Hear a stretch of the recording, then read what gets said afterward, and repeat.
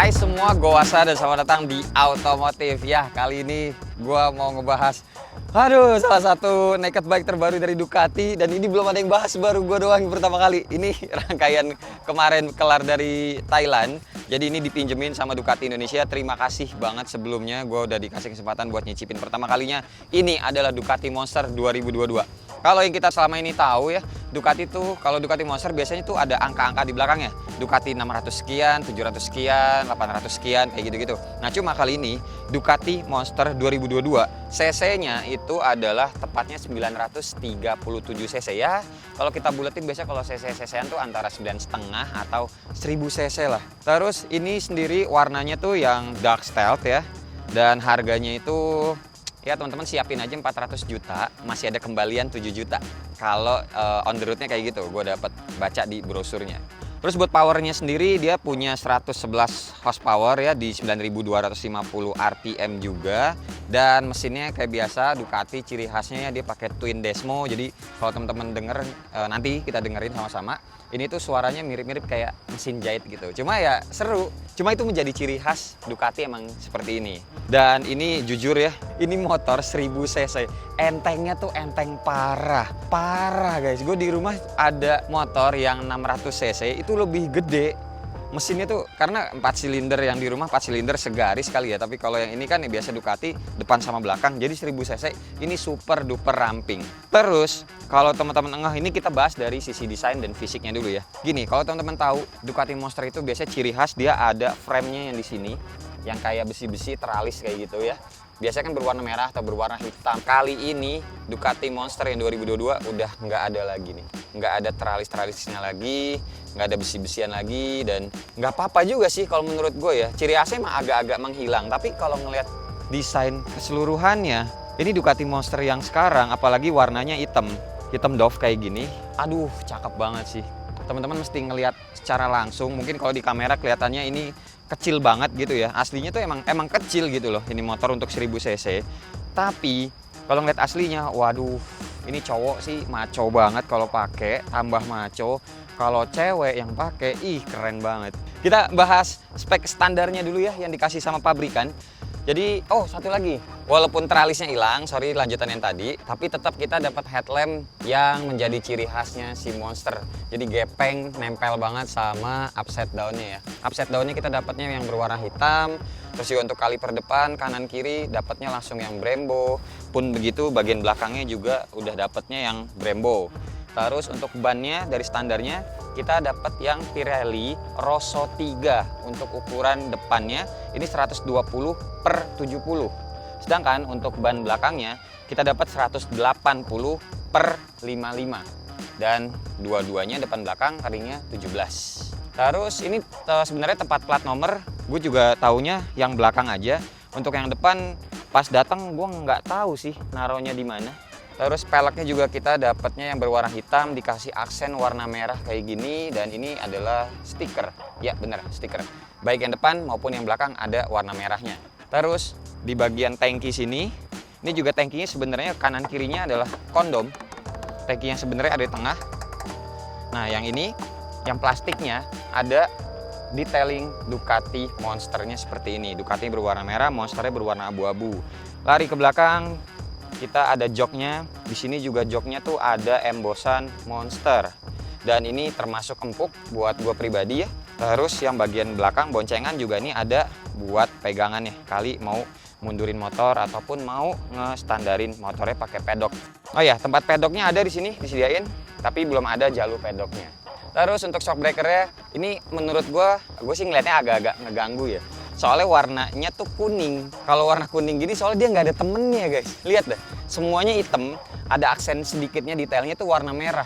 Terus yang kuning ini mana? Nggak ada temennya.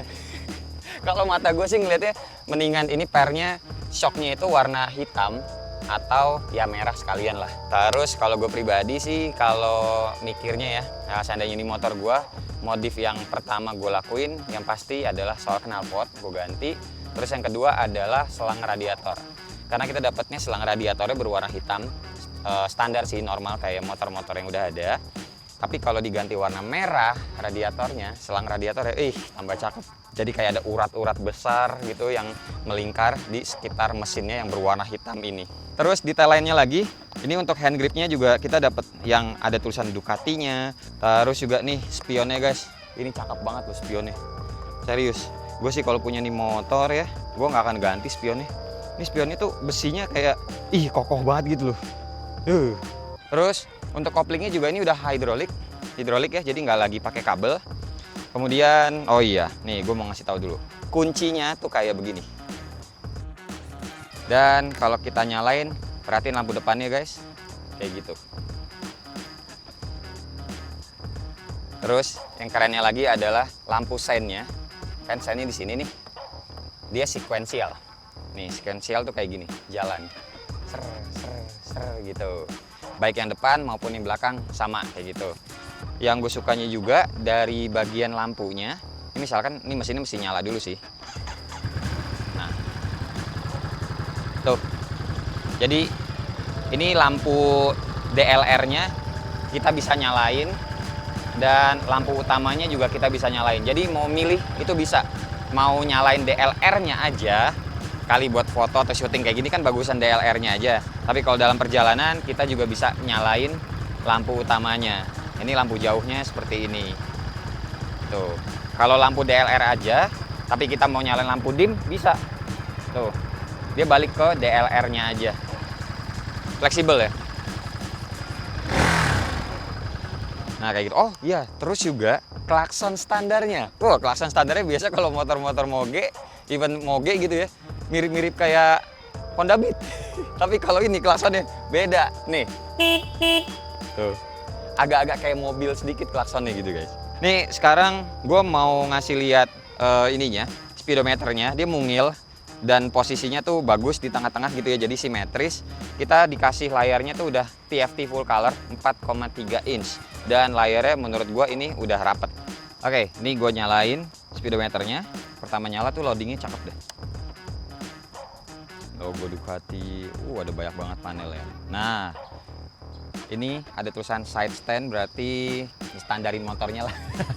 Ibaratnya gitu. Jadi kalau masuk ke gigi 1, standarnya turun, ini mesin otomatis mati. Terus ini teman-teman bisa lihat lap, di sini maksudnya gigi. Terus ini juga ada modenya, dia ada 3 mode, nanti gue tunjukin. Ini sekarang yang lagi gue pakai mode touring atau mode medium. Ini RPM-nya dari 1 sampai 11. Terus ini indikator bensin. Terus ini lampunya, yang tadi lampu utama, posisinya auto. Terus ini ada lagi nih DQS, DTC, ABS 3, DWC kayak gitu-gitu banyak. Nah, terus untuk kontrolnya semuanya ada di sebelah kiri sini. Nah, ini kan buat lampu dekat, lampu jauh gitu ya. Terus ini di bagian bawah seinnya ini juga ada tulisan mode sama enter. Nah, ini tuh maksudnya nggak cuma buat sein kanan kiri, tapi kalau ini kita tahan, nanti di speedometer sana akan berubah. Jadi contohnya kayak gini aja, ini tuh ada bagian atas sama bagian bawah ya, intinya kayak gitu. Ini bagian bawah ada tulisan total, ini kalau gua kebawahin, nah kita bisa ngeliat banyak. Kayak trip 1, consumption bensin per 100 km, terus nih speednya gue pernahnya segitu rata-rata ya. Terus nih trip perjalanan gue baru jalan 2 menit, terus trip 2 konsumsi bensinnya dan yang lain sama total odometernya udah baru 727 km. Nah kalau kita terus ke bawah gini, ini kan cuma bisa ngontrol yang bawah nih. Nah kalau kita mau ke ngontrol yang atas, yang bagian DPL ini, kita tahan ke atas, tahan bentar. Nah akhirnya tuh kita bisa ngatur-ngatur kayak gini. Ada lap, setting menu, DPL, gua nggak tahu DPL apa sih, belum baca lagi, lap, sampai akhirnya setting menu. Nah kalau mau masuk ke setting menu, kita tekan yang di bagian send-nya sini, tekan gitu. Nah, dan dia berubah ke riding mode. Habis itu ya udah, teman-teman bisa pindahin mau kemana. Untuk yang bawah gini, servisnya kapan waktunya, lapnya tuh maksudnya giginya, tire kalibrasi. Ini turn indikator, lampu sennya tuh. Terus nih measurement unit, infonya tuh ada soal akinya, baterai akinya segitu, masih aman banget. Terus buat back ya udah, ini kan kita lagi menunya sini, udah tinggal back, pencet yang ini. Terus kita ke atas lagi, menu yang lain ada banyak banget sih, termasuk yang Nih, riding mode. Riding mode-nya ini ada touring, ini touring kenanya medium. Urban itu di dalam perkotaan, jadi kayak slow, terus mungkin keadaannya hujan juga pakainya yang urban. Atau kalau yang mau lebih kenceng banget, milihnya yang sport. Itu ini tarikan gasnya parah sih. Maksudnya ngagetin banget, ngebetot dikit aja udah kayak kita kayak ngong gitu. Wow, seram dah pokoknya. Nah, tapi buat keterangan lebih bagusnya lagi, kita back dulu ya. Ini exit lagi. Nah, ini gue tekan nih yang bagian lampu sennya. Set. Dah tuh, langsung kelihatan spesifikasinya. Kalau kita milih touring, engine-nya medium. Kalau kita milih urban, engine-nya low. Tapi kalau kita milih sport, jadi warna merah nih.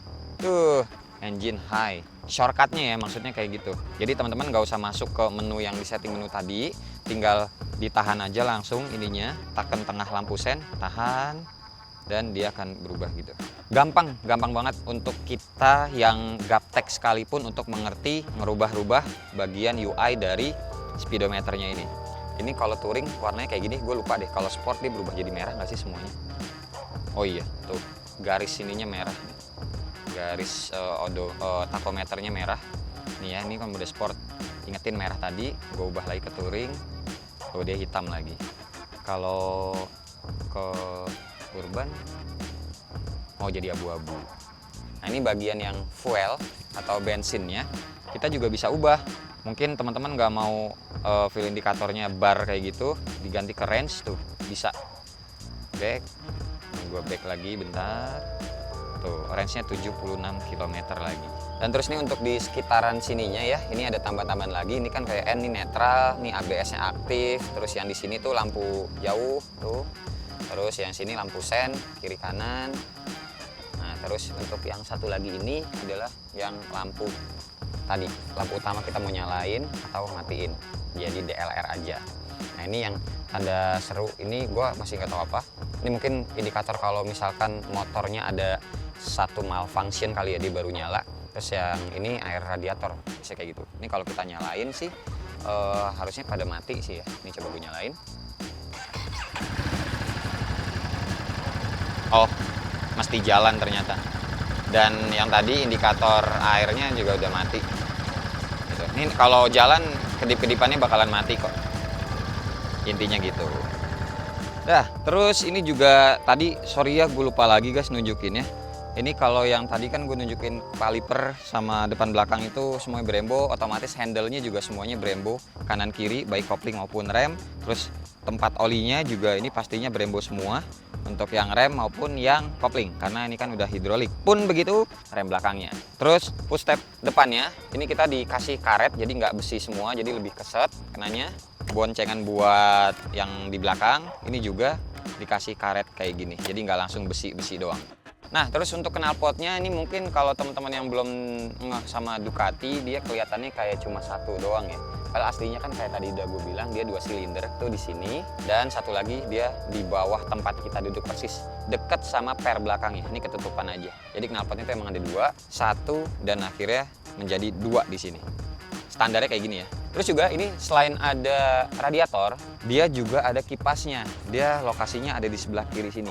Kalau lagi nyala, suaranya tuh lumayan kedengeran buat kita yang mengendarainya. Terus, nah ini mulai masuk ke experience-nya deh ya.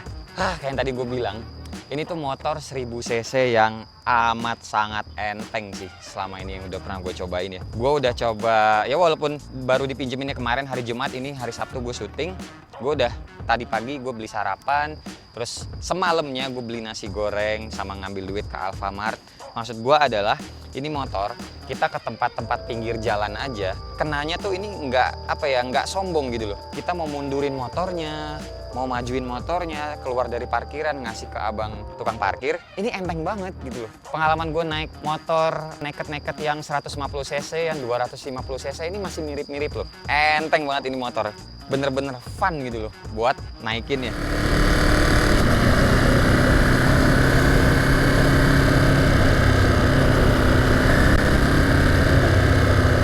Terus ini stangnya kan kita juga dapatnya agak-agak lebar, karena menurut gua ini kriteria stangnya tuh kita dikasih stangnya stang touring. Buat dipakai harian nggak ada masalah sama sekali, nggak ada pegel-pegelnya. Dan juga karena ini juga kali ya faktor tinggi badan gua 177 cm, ini gue bisa menapak dengan amat sangat baik. Apa ya, nggak ada jinjit-jinjitnya gitu loh. Mau di lampu merah gue berhenti ya udah begini atau begini, atau dua-duanya turun, nggak ada masalah. 177 cm. Cuma kalau buat gue pribadi, stangnya karena lebar ini emang enak buat jalan-jalan ya standar, nyelip-nyelip mobil-mobil macet masih enak. Cuma agak nggak enaknya kalau misalkan mau putar balik. Mau putar balik tuh kayak terbalik ke kanan ya, terbalik ke kanan, tangan kiri tuh kayak jauh banget jadinya.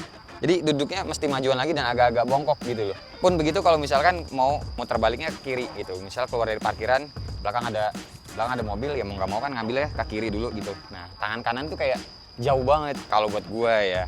Jadi kalau motor ini jadi punya gua punya motor ini kayaknya stang akan gue ganti yang lebih pendekan dan agak lebih turun lagi biar handlingnya buat gue pribadi lebih enak.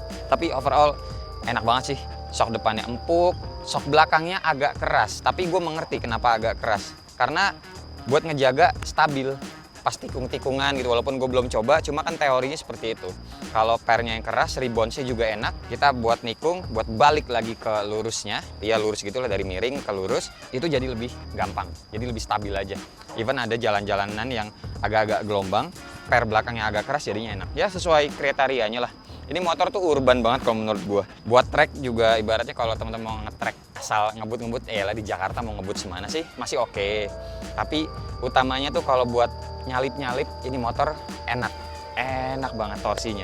Pakainya yang medium aja engine-nya dan menurut gua udah enak gitu. Gini ya, kalau misalkan balik lagi ngelihat harganya 400 juta kembali 7 juta, apakah worth it? Buat gua pribadi, gua ngelihatnya gua worth it sih. Kenapa? Karena ya guys, ini loh.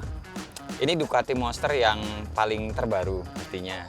Modelnya udah beda banget sama yang monster sebelumnya. Paling kelihatan yang teralis-teralisnya di sini, besi-besinya udah nggak ada. Terus ini cc-nya 1000 cc, kenanya ya 937.